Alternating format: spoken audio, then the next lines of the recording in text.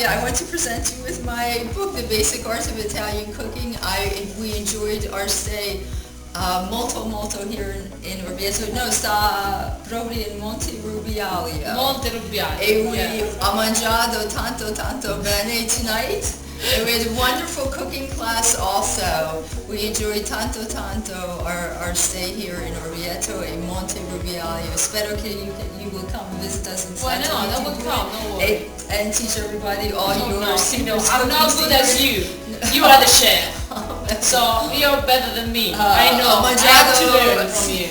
Comunque, ho mangiato, we ate very well tonight. We had tagliatelle with a beautiful sugo crudo. We had a special tipo di tiramisu. Tanti cose che I will tell you about on my website and in the newsletter of The Basic Art of Italian Cooking. Buddha. And I hope to have, to be able to take Buddha others to visit Velia also from Stati Uniti to Italia. But now, I have something for you. Grazie.